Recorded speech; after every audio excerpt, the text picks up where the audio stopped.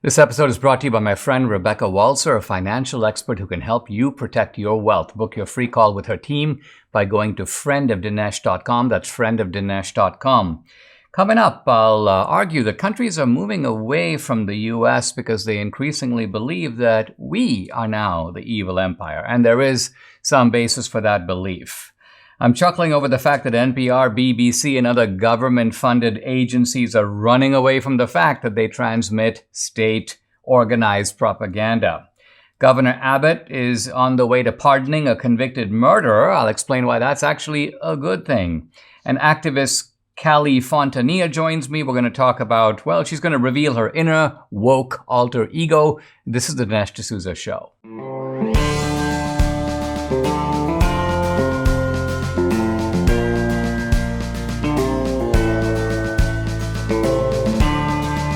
America needs this voice. The times are crazy. In a time of confusion, division, and lies, we need a brave voice of reason, understanding, and truth. This is the Dinesh D'Souza Podcast. The United States, it seems, is, with surprising rapidity, losing its position in the world, losing its dominant position in the world. And it's now being seen as just a part of a multipolar global environment with many other emerging powers and superpowers.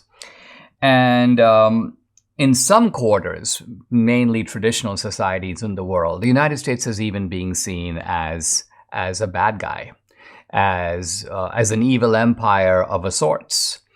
Now, when I think back on this, it all is such a eerie reversal because Reagan called the Soviet Union an evil empire. The only people who would call the United States an evil empire were Islamic radicals. If I flash back now to about 2000, 2001, bin Laden gave a kind of an infamous address in which he talked about the United States as, quote, the head of the snake. And part of his argument is that there were many evil powers in the world, some of the Gulf kingdoms, Israel, but the head of the snake, the worst, the people, the power spreading its influence to all the others was, in fact, the United States. And when you see the Biden administration relentlessly promoting these LGBTQ agendas, I just saw on television Anthony Blinken, the Secretary of State, he goes, LGBTQ now is our foreign policy. Think about that. Think about going to people around the world, traditional people in Asia, in Africa, some in South America, certainly in the Middle East, and trying to force them to change their laws and fly LGBTQ flags and tie U.S. Trade deals and U.S. technology agreements and also U.S. aid, all to embracing this agenda that many of them find morally abhorrent. I mean, this is a problem. And it goes beyond the social agenda. Here you have the United States, which it now seems has been the key player, in fact, may be the initiator of blowing up the Nord Stream 2 pipeline.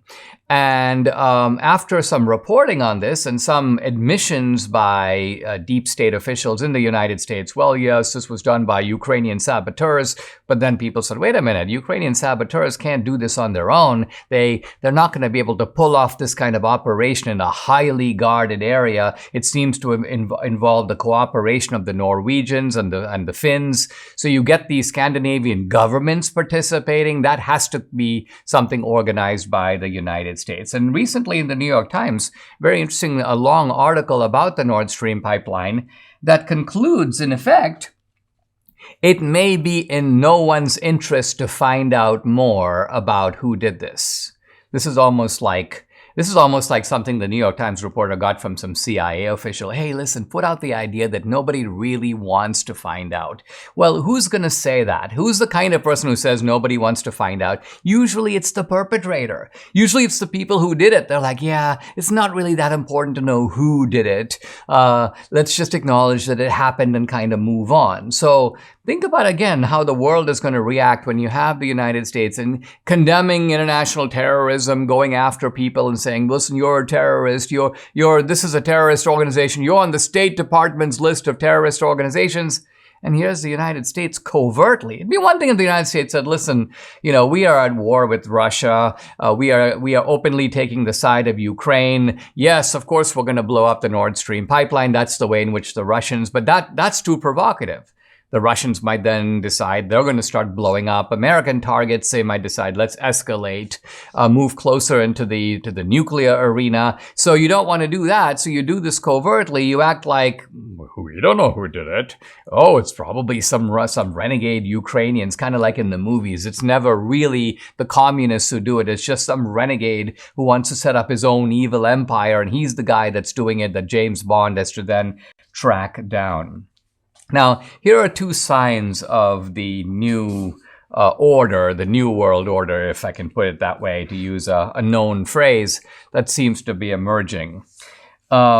India, I read this in the Indian press, India is now selling 200,000 barrels of oil a day to the EU. And when I saw that, I was like, India is selling barrels? India doesn't have any oil. India has very little oil. So how is India able to sell 200,000 barrels a day to the EU? Well, here's the answer. The Indians buy the oil from the Russians.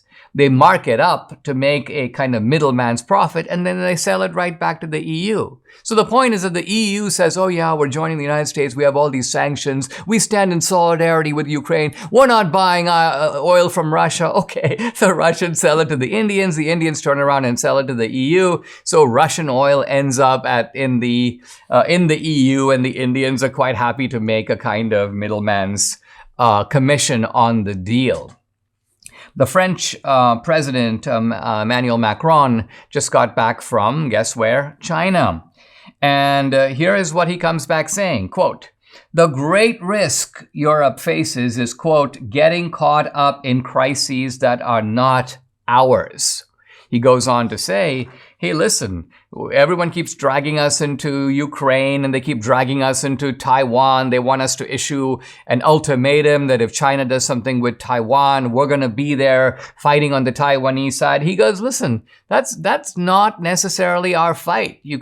I'm spelling out a little bit more what Macron is getting at, but what he's basically saying is if America wants to do these things, it doesn't mean that Europe has to go along. He goes, in effect, the question Europeans need to answer, is it in our interest to accelerate a crisis on Taiwan? No. The worst thing would be to think we Europeans must become followers on this topic and take our cue from the US agenda and a Chinese overreaction. He also goes on to say that it might be in Europe's interest to have China as a regional superpower. In other words, what he's saying is, why does Europe want a unipolar world with the United States telling everybody else what to do? I think the point I'm making here is not just that there is this resistance that's building up, including the key point here, and the reason I'm focusing on Europe, is this is supposed to be our allies. This is how our allies are talking now. And I think what this means is that the United States has, through the Biden regime, squandered our claim to leadership, is disgracing ourselves in front of the world. Even I mentioned a few days ago last week, the president of puny El Salvador. He's like, wait a minute, if the United States is going to arrest the leader of the opposition party, how can you arrest other countries when they do the same thing? Whatever you think about Trump, whatever you think about the merits of the case, if El Salvador did that or some other country did that, the United States immediately becomes very huffy, draws itself up to full height. No, this kind of behavior is not characteristic of a free society. Well, wait a minute. A lot of things going on in the United States today don't seem to be characteristic of a free society either. Look, you did the tough thing for your business during COVID. You paid your people and pulled your business through the pandemic. And now doing the tough thing could qualify you for up to $26,000 per employee at covidtaxrelief.org. Government funds are available to reward companies with 2 or more employees that stayed open during COVID. This is not a loan, and you don't have to pay it back. This program is complicated, but nobody knows more about it than the CPAs and tax experts at covidtaxrelief.org. You pay nothing up front. They do all the work and share a percentage of the cash that they get you. Businesses of all types, including nonprofits and churches, can qualify, including those who took PPP loans, even if you had increases in sales. You did the tough thing for your employees during COVID. Now, let covidtaxrelief.org help get you up to $26,000 per employee. Visit covidtaxrelief.org. That's covidtaxrelief.org. I've been quite amused at a controversy on Twitter that has to do with these government bankrolled media agencies. I'm thinking of places like NPR, National Public Radio, or even in Great Britain, the BBC. Now, Twitter did something that was a little naughty, but not all that naughty, and in some ways quite accurate, which is that in the label of identification, it identified NPR and the BBC as state-affiliated media. State-affiliated media. Now think about it. This is clinically accurate. Why? Because NPR is a creation of the government. It receives, and I'll tell you in a minute how much, a lot of funding from the government. Now, NPR also raises funds from corporations, from private sources, and so on. But the government is a prime funder of NPR, as we'll see. Same is, of course, true of the BBC. But when Twitter just takes the step of simply noting, think about what state-affiliated media means. You're a media organ affiliated or connected with the state. True or false? True. But NPR says, well, not really. We have editorial independence. We're able to speak our minds. We're able to speak truth to power. And then I say to myself, well, give me an example of the last time you spoke truth to power with the Biden administration in place. Show me some critiques that you've done on NPR of Biden regime policies. Well, as far as I know, there are none. And so what you have is NPR basically doing the bidding of the Biden regime while pretending to an editorial independence that I think is somewhat questionable. It's questionable only because of the golden rule, right? What's the golden rule? He who provides the gold makes the rules. By and large, when you're funding somebody, you're bankrolling them, you're putting money in their pocket, you're going to have leverage over what it is that they say and how they say it. In 2021, NPR received $640 million of federal funding. 2022, a little bit less, $485 million. So state-affiliated media just seems like an accurate description. Now, the reason that NPR is very angry is the state-affiliated media makes it sound like they're like, the same media that we get out of China, which is essentially a mouthpiece for the Chinese Communist Party. Remember in the old Soviet era, you had Pravda and Izvestia, organs basically of the Soviet government. Now, there are obviously some distinctions to be made. Pravda and Izvestia are not going to report anything on their own. They are 100% under the control of the Soviet ruling class or nomenclatura, and the same is true in China. So NPR doesn't function in quite that way, but there's no question that it is state-affiliated media. Same, by the way, is true of the BBC. Here, by the way, is a guy on social media. Hey, Elon Musk, the BBC is not funded by the UK government. It is funded by the British public through a system known as the license fee. Wait a minute. The government imposes a compulsory license fee or a tax on the British people. It collects that license fee or tax, and then it gives it to the BBC. Well, what does this mean? The BBC is funded through a license fee. The amount of the license fee, by the way, is set by the government through this license fee settlement. It is government mandated. So again, the BBC is just as much a part of the British government as NPR is of the government here. Now, in a kind of, Elon Musk is a genial guy.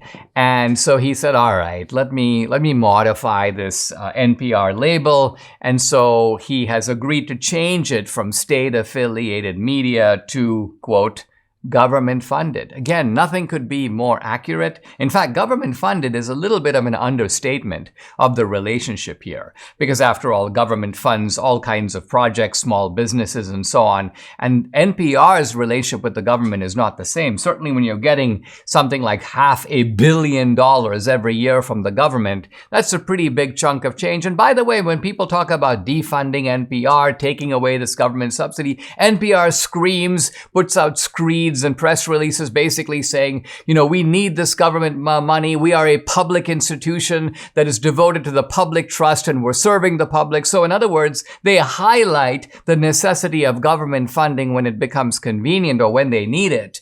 And then later, in a different context, they turn around and say, government funding, oh, well, that's really nothing. We don't really depend on it. It's not important to us. It's completely inaccurate to simply reflect the fact that we are bankrolled by the taxpayer, even though, in fact, we are. In our last visit to the Rio Grande Valley, I gave my mother-in-law the new Neo MD hearing aid. She loves how small it is, and we love the price. The reality is that millions of adults over the age of 65 start to lose their hearing. If you think you could use a little help in the hearing department, you got to check out MD Hearing. MD Hearing is an FDA-registered, rechargeable hearing aid that costs a fraction of what typical hearing aids cost. MD Hearing's new Neo model costs over 90% less than clinic hearing aids. And the new Neo model is MD Hearing's smallest hearing aid ever. It fits inside your ear. No one will even know it's there. MD Hearing was founded by an ENT surgeon who saw how many of his patients needed hearing aids but couldn't afford them. He made it his mission to develop a quality hearing aid that anyone could afford. So if you want MD Hearing's smallest and most affordable hearing aid ever, go to mdhearing.com and use promo code Dinesh to get their new buy one, get one, $149.99 each offer when you buy a pair. Plus, they're adding a free extra charging case, $100 value, just for listeners of my podcast. That's mdhearing.com, promo code Dinesh. I would like to talk about a murder case in Texas that was proceeding in a very disturbing way, but fortunately it has a happy ending. The happy ending, it may seem strange to say, is that a convicted murderer named Perry, Daniel Perry, is going to go scot-free. Now, you may think it odd. Why is Dinesh saying it's a good thing that a convicted murderer is going free? Well, he's going to be pardoned by the Texas governor, Gov Abbott. And when you hear about the case, you'll see why this is a very good thing. So Daniel Perry is a sergeant, an Army soldier, a former Army soldier, who is now an Uber driver. And in July of 2020, he was driving his Uber when this was the time of the unrest and the post-George Floyd activism and so on. And so you have all these activists who surround his car. And a BLM activist named Garrett Foster approaches him, pointing his gun at him. And what does Daniel Perry do in self-defense? He draws his weapon and fires and kills Garrett Foster. Now, normally in Texas, when the facts are as I just described, someone is approaching you, you're in an encircled or a vulnerable position, you have good reason to fear for your safety and your life, and somebody draws a weapon and points it at you, you have every right to shoot. That is about as clear as you can find in Texas law. But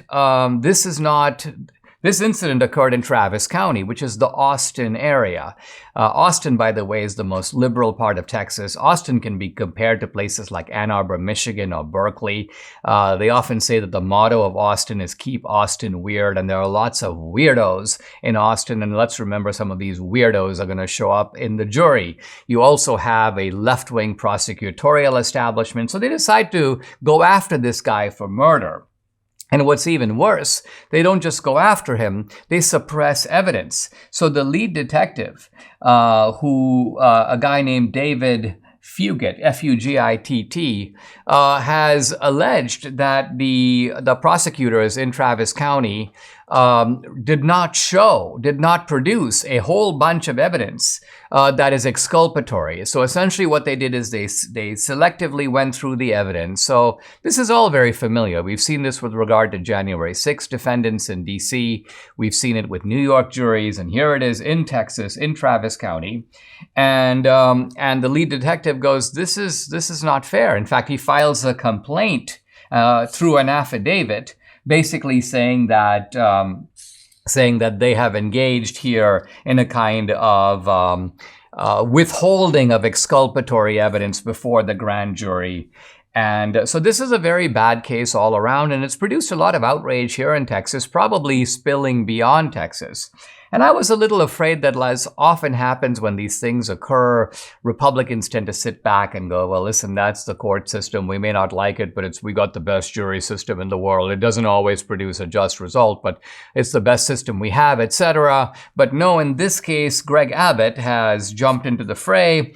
And I'm now quoting from his tweet. He goes, I am working as swiftly as Texas law allows regarding the pardon of Sergeant Perry. So this is actually great. Why? Because if this can move swiftly enough, this guy, Perry, may just end up spending, a few days in jail.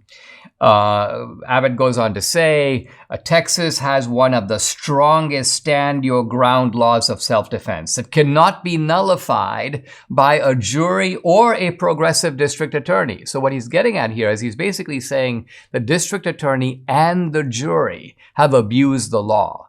They have sort of ignored the law. They have engaged in a certain kind of judicial activism of the worst sort, and they are trying to send an innocent man to what very likely could be prison for life for acting in self-defense. And so Governor Abbott, now it would be great if he just said, I'm going to pardon the guy, case closed. But what he says, the Texas Constitution limits the governor's pardon authority to act on a recommendation by the Board of Pardons and Paroles. So essentially, the governor is directing the Board of Pardons and Paroles to see if to review the facts of the case and make a recommendation to him. I'm assuming that no matter what the recommendation is, he can act on the recommendation. The governor can either way. And then a further happy postscript. He goes, additionally, I have prioritized reining in rogue district attorneys, and the Texas legislature is working on laws to achieve that goal. We all know our digital privacy is under attack. Big tech steals your private information, your pictures, your chat, your email. This is all very, very bad. So is there a better way? Well, yes, there is. Secure, spelled S-E-K-U-R, offers secure, instant messaging and email hosted in Switzerland and without using any of the big tech platforms and using Swiss privacy laws, which are the strictest in the world. Debbie and I signed up for Secure. We're using it. We love it. Secure's proprietary technology allows you to communicate privately without fear of spying from big tech companies, your email provider, or hackers. Use Secure to chat or email with everyone, including non-secure users, thanks to Secure's unique features called Secure Send and Chat by Invite. Secure is an email and messaging application that guarantees your privacy. Go to secure.com. That's SEKUR.com. Use promo code Dinesh to get 25% off for the next 24 months. Go to secure, SEKUR.com. Guys, we have a little bit of a different approach with our guest today. In fact, normally I try to have intelligent conservatives who are doing interesting stuff on the podcast.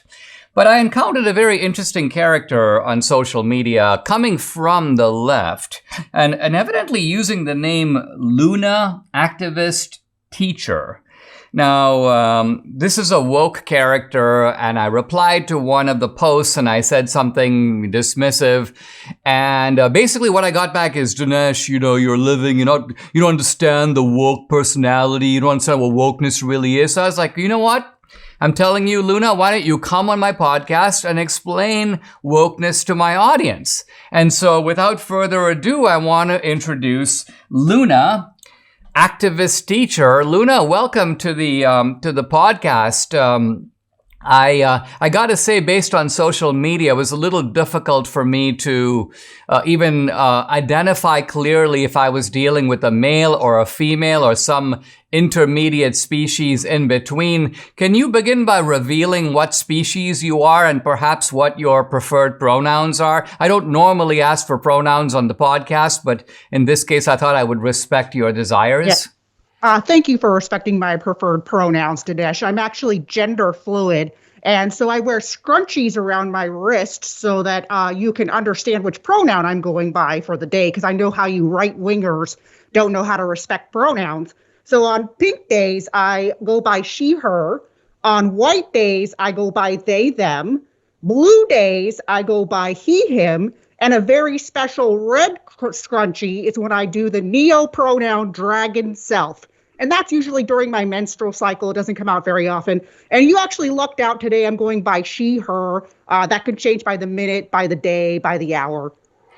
Well, if anything I say triggers you in such a way that you flip to one of the other pronouns, please, don't hesitate to weigh in on that. Oh, I'm very much already triggered being here, but I thought that I would re-educate you before you go to your re-education camp. Luna, explain to me this woke phenomenon. Now, just by the metaphor itself, wokeness implies that someone is in some sort of a slumber, but then they kind of wake up. What have you woken up to? I mean, first of all, you look like you just got out of bed. What does wokeness to you mean? Well, for one, I'm a fourth grade teacher in Florida, so it's been very awful here because I have all of these right-wingers pushing against all of the progressive ideals that I push in my classroom. I mean, wokeness means that I reject white supremacist ideals like patriarchy, marriage between man and a woman, the gender binary, which is oppressive, the mansplaining, which you're trying to do to me right now. All of those ideals I reject. And of course, I'm trying to train the next generation to be woke as well. Very interesting. Let me ask you this. There's certain aspects of ourselves that are just sort of biologically given, right? I mean, for example, I have in front of me outstretched now 2 hands, and they're my hands, and they're hard to understand in any other way than a kind. Truth is relative, Dinesh. Truth is relative, but go ahead. You can keep going. Well, here's what I'm getting at is it possible for us to become things by simply imagining that we are that? If I were to imagine myself being Napoleon, do I become Napoleon? If I imagine myself to being a toad, do I then get to be a toad and jump around in a swamp from morning to night? What is the connection between the imagination and what we used to, or it's probably still do, call reality? Well, it makes sense to me that you'd like to become a toad, Dinesh. But I do a gender exploration week in my fourth grade class where I actually bring in a basket for kids to try out different genders. And in the basket, I have very typical male and female items like a hard hat and a jock strap and a tiara and a ballerina costume. And I let the kids just explore their gender because, again, the gender binary and being told that you're a man or a woman when you're born is a white supremacist social construct. So I like to make sure that my kids are exploring their gender in their fourth grade class. But Luna, let me ask you this: why stop with gender? I mean, for example, if you have a pet parrot, why don't you allow this imagination to run even wilder? Oh, absolutely. I mean, that's why I have my dragon self pronoun. I mean, it's usually during my menstrual cycle. But yeah, I actually have a child that identifies as a fourth grader that identifies as it. They just don't even identify as male or female or as a human being. Do you think that there have been cases where white people have been busted for pretending to be black? Do you think that that's wrong? Do you think that white people should be able to claim? Absolutely. They should never be allowed to do that. That is very oppressive to black people. And in fact, someone who does that should be thrown in prison. I mean, pretending to be black. I mean, that's just appalling. I mean, like black people are oppressed and you're trying to take on that oppression. Like that person should just become trans or something else if they want to be oppressed. And finally, Luna, for people who say, listen, whatever the merits of what you're saying, I mean, is this really something we want to do to kids? Aren't kids in the process of formation where their parents should have a kind of sovereignty over how these kids are raised? What is this propaganda that you seem to be pushing in the classroom? Dinesh, 50 genders are the future. And right-wingers may want to deny that, but I'm seeing kids. I mean, it used to be one trans kid in the whole school, and now there's trans kids in every classroom, especially in my classroom. And I actually have my students wear pronoun pins when they come into the class because they're exploring their gender so much, and it changes pretty much every other day. But you're just denying the future. And this new generation that's coming up is going to basically wipe out your generation. And then we'll have the communist utopia that we've always dreamed of. Let's take a pause. When we come back, we're going to talk a little further. Guys, have you heard the news? Mike Lindell and MyPillow have launched My Mattress Stopper 2.0. The new 3-inch MyPillow mattress stopper is made up of 3 unique layers. Layer 1, MyPillow patented foam, which provides superior support and durability. Layer 2, transitional foam, which provides optimal comfort, evenly distributes body weight, and helps relieve pressure points. And layer 3, the cover, made from a special material to keep your body temperature regulated through the night. This MyPillow mattress stopper is washable and dryable. It's made in the USA, comes with a 10-year warranty and a 60-day money-back guarantee. So it's time to take action. The incredible 3-inch mattress stopper is as low as $219.59 with promo code Dinesh. So go ahead and call 800-876-0227. The number again, 800-876-0227, or go to mypillow.com. Make sure to use the promo code DINESH Dinesh. Guys, I'm back, but actually not with Luna activist teacher, but with the social media creator of Luna activist teacher, and that is Kali Fontanilla, who is an educator working in public and Christian schools. She's also the founder of the Exodus Institute. By the way, the website thinkexodus.org. She wrote the guide for the Blexit Foundation to expose the dangers of critical race theory. We kind of met on social media, and she does these amazing skits, one of which, of course, is to create this character called Luna. Kali, welcome to the podcast. Great to have you. Hello, Dinesh. You have been doing something kind of unique, which is you play characters and you parody what the left is up to, but you do it in such a way that you are just a few hairs removed from the real thing. The parody doesn't have to be all that over the top. So talk a little bit about, first of all, the strategy and the thinking behind doing something like that, and who is your audience and what are you trying to achieve? Well, the reality is that even as ridiculous as I make Luna, the activist teacher, and the things that she's saying, it's still believable because we are seeing so many teachers that are brainwashing our children into leftism and doing crazy things in the classroom that are actually doing things like my parody character. So she's gone viral several times with people thinking that she's real because, again, all you got to do is go on Libs of TikTok and find real teachers like her. And I actually spent 15 years in the public schools in California. So Luna is actually a combination of all the woke teachers I had to be colleagues with.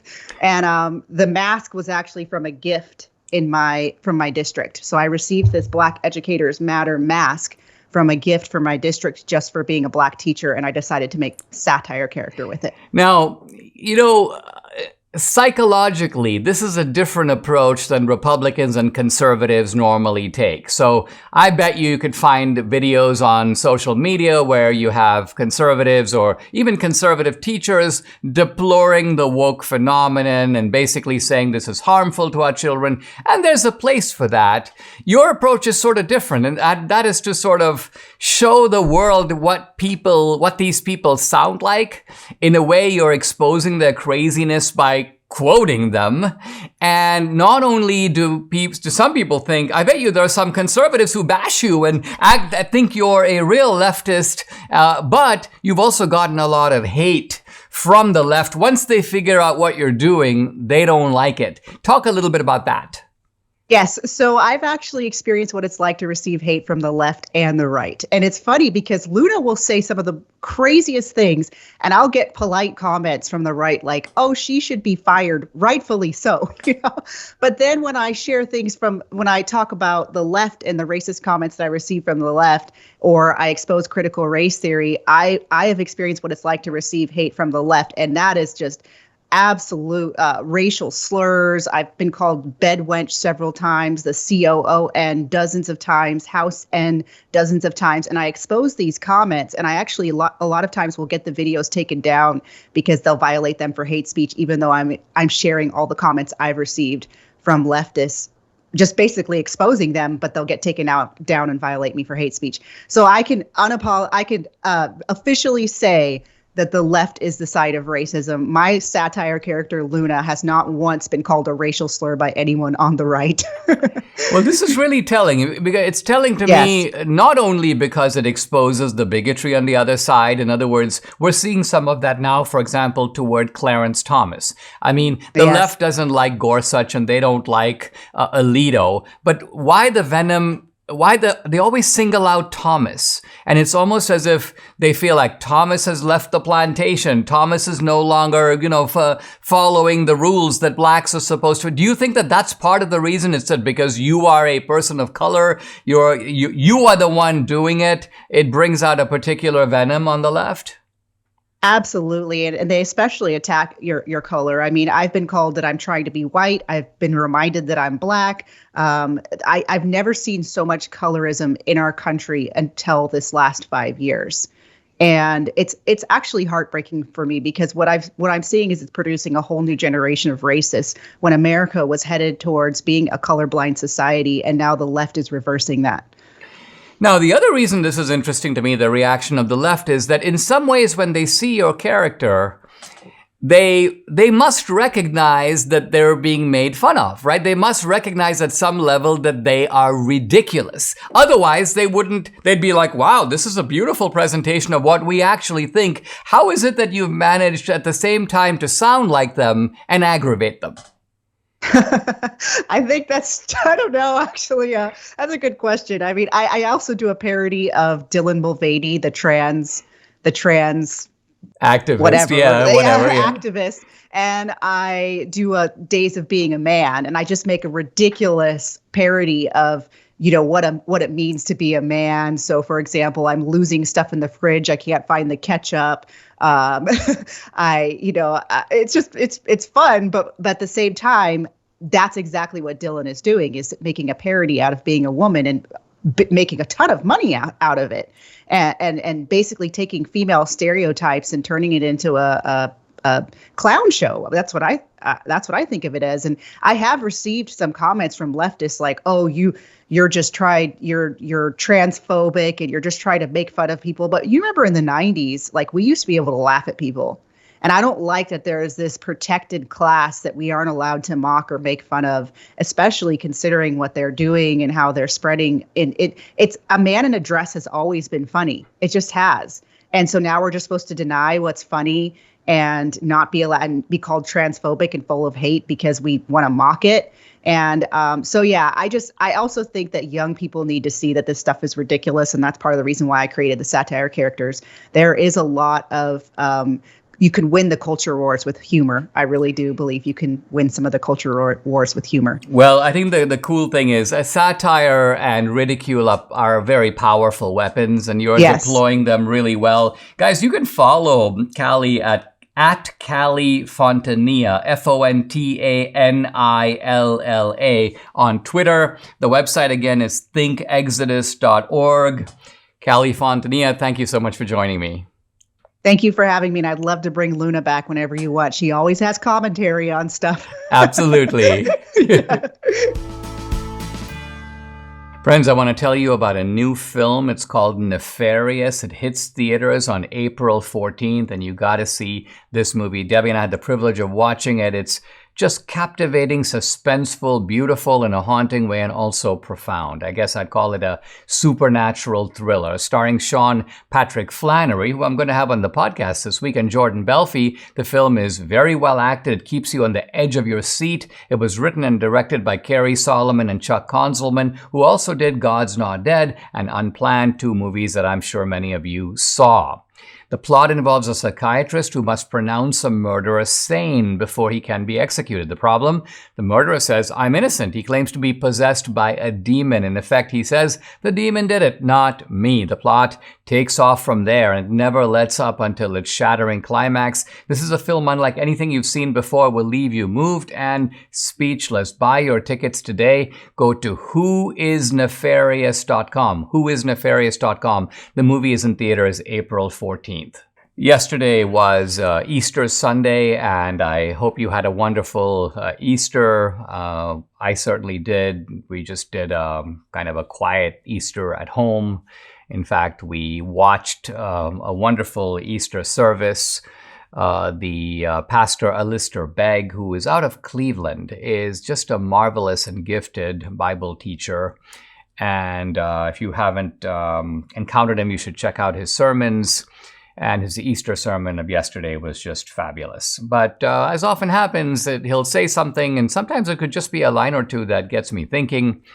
We were talking about, of course, the meaning of Easter. And the meaning of Easter is that as Christ rises, the resurrection comes after Christ's perfect sacrifice. So what was Christ's perfect sacrifice? Well, it was his substitutionary atonement for our sins.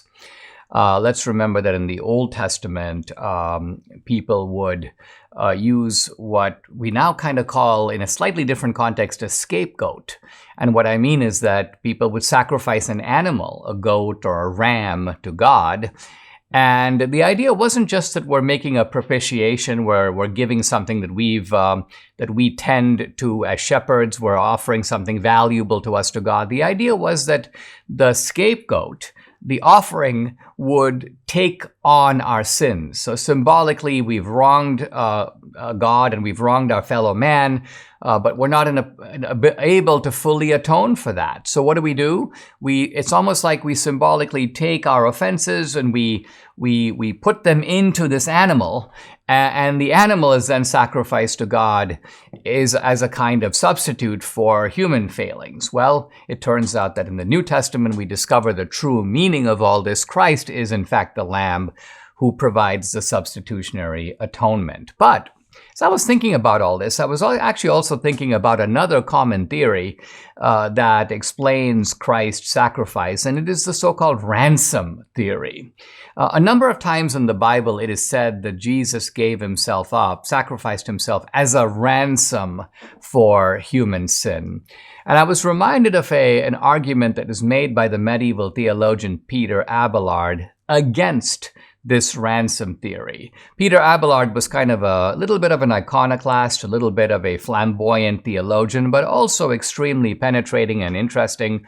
And he embraces the theory of substitutionary atonement, but rejects the ransom theory. He says that you cannot take that term ransom in a literal sense. And he explains why, and I want to go into it because I think it's really interesting. So let's think about what happens in a ransom. Let's say you have a kidnapper, and the kidnapper kidnaps, let's say, Debbie's daughter. And the kidnapper says, you and Debbie have to pay $1 million or $100,000 in order to get her back. So now let's look at all the main parties here. You've got the bad guy, which is the kidnapper or kidnappers. You've got the victim that has been seized, and that is Debbie's daughter. You've got the money that is due, the ransom itself. That's the $100,000. And then you've got the party or parties that are going to have to pay that, and that's Debbie and me. And Peter Abelard, in using this framework, now says, now let's apply the ransom theory to God. God is supposedly the one who's paying the ransom. So God is in the position of me and Debbie. What is the ransom? Jesus. So Jesus is in the position of the $100,000. Jesus is actually what is being given up. But what has been taken? Who has been taken ransom? Mankind. So mankind is in the position of Debbie's daughter. Mankind is being held captive, but captive by whom? Who's the kidnapper? Who's the bad guy? Well, Peter Abelard said that has to be Satan. Satan is the bad guy. Supposedly Satan is holding mankind captive, and therefore God has to pay the ransom. But then, says Peter Abelard, this doesn't really make any sense. It doesn't make any sense because it implies that God is indebted to Satan. God sort of owes Satan, or God needs to pay Satan up because Satan is somehow legitimately holding mankind. Satan has a right to hold mankind, and therefore God is either reluctantly because God has no other way to get mankind back, or God, in order to satisfy the requirements of justice, has to pay Satan. But Peter Abelard says Satan is a cheat. He's a deceiver. He has wickedly seduced mankind over to his side. So even if Satan is holding man in captivity, God doesn't owe Satan anything. God doesn't have to pay up. That doesn't really make any sense. I think what makes more sense is to think of the ransom theory sort of this way, that the reason that Jesus is given up as a sacrifice by God is not that God owes Satan, but that one attribute or one side of God owes something to another side of God. What does this really mean? God is all just. And God is also all loving or all merciful. So the justice side of God cannot admit man back into heaven without paying some atonement for sin. So God's requirement of justice requires some satisfaction. And so the sacrifice of Jesus is a way ultimately of reconciling divine justice with divine mercy or love. And I think that's a better way to think about it than the simple idea, directly applied or non-metaphorically applied, of God somehow paying a ransom to Satan. Who likes aches and pains? Nobody. Debbie and I started taking Relief Factor a couple of years ago. The difference we've seen in our joints, nothing short of amazing. Aches and pains are gone thanks to this 100% drug-free solution called Relief Factor. Relief Factor supports your body's fight against inflammation that's the source of aches and pains. The vast majority of people who try Relief Factor order more because it works for them. Debbie's a true believer. She can now do the exercises that for several years she wasn't able to do. Relief Factor's been a real game changer for her, her aunt, other members of her family, Mike here in the studio, and for many other people. You too can benefit. Try it for yourself. Order the 3-week quick start for the discounted price of only $19.95. Go to relieffactor.com or call the new number 800-4-RELIEF to find out more. The number again, 800-4-RELIEF, or go to relieffactor.com. Feel the difference. I'm continuing my discussion of scientific laws, and I've made the argument that scientific laws are not verifiable in the sense that you cannot prove them with any kind of logical certainty. I mean, think about what a law means. It's not a law if it works some of the time and doesn't work other parts of the time. It's a law only if it works all the time. And in order for us to know that it works all the time, we would need to have some logical certainty that it's always and every way going to happen this way. And I've argued that no scientific law can provide that. None at all. Now, the astronomer Neil deGrasse Tyson, who has heard this before, is outraged. And he says it's simply ridiculous to believe that scientific laws are not completely reliable. He says, quote, "Science's big-time success rests on the fact that it works." This is the key point. If science, he says, didn't accurately describe the world, then hey, airplanes wouldn't fly. People who undergo medical treatments wouldn't be cured, but airplanes do fly. Sick people are healed in the hospital, and on that basis, we have to say that science is true. Now, I agree that science works in that sense. But it doesn't follow that scientific laws are known to be true in all cases. Now, consider this dismaying realization. Newton's laws were for nearly 2 centuries regarded as absolutely true. They worked incredibly well. Indeed, no body of general statements had ever been subjected to so much empirical confirmation. Every machine incorporated Newton's principles. The entire Industrial Revolution was based on Newtonian physics and Newtonian mechanics. Newton was vindicated millions of times a day, and his theories led to unprecedented material prosperity and material success. And yet, Einstein's theories of relativity contradicted Newton's, and when the two were tested one against the other, Newton's laws were shown to be wrong, or at least insufficient. And this doesn't mean that Einstein's laws are true either. It means that in the future, they too could be shown to be erroneous in certain respects. Now, the philosopher Karl Popper, thinking about all this, thinking about how Newton was superseded by Einstein, how this body of scientific thought that was previously regarded as incorrigible, unchangeable, true for all time, was suddenly seen as part of a larger framework. And Popper said, look, no scientific law can, in a positive sense, claim to prove anything at all. Science doesn't verify theories. The best it can do is falsify them. So what does falsifying a theory mean? Well, here's the difference. If I say that bouncing balls or a ball always bounces, that's a positive statement. And Popper says I can't prove that. I might find at some point a ball that doesn't bounce.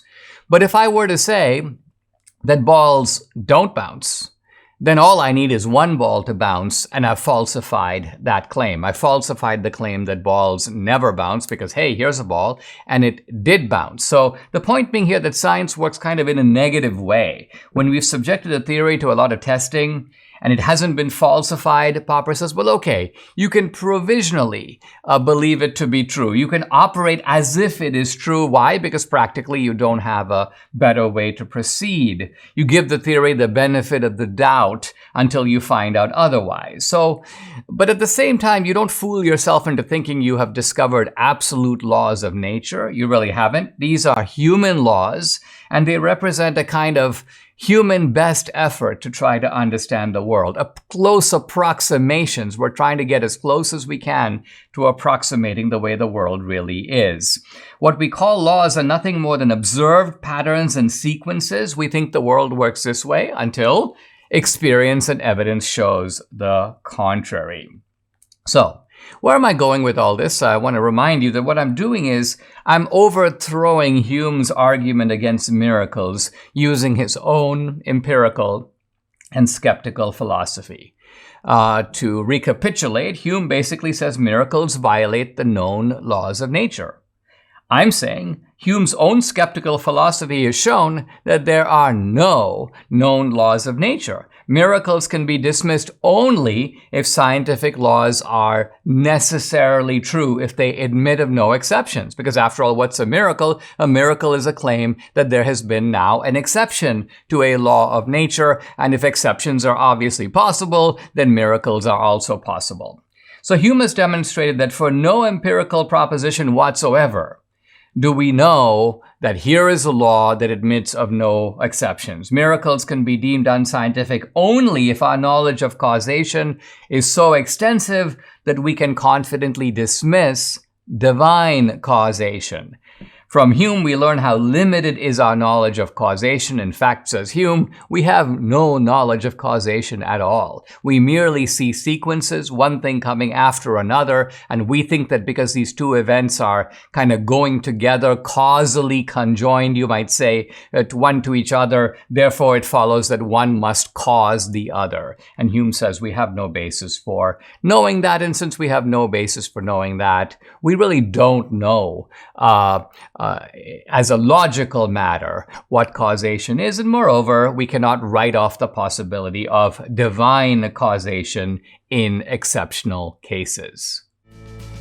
Subscribe to the Dinesh D'Souza podcast on Apple, Google, and Spotify, or watch on Rumble, YouTube, and SalemNow.com.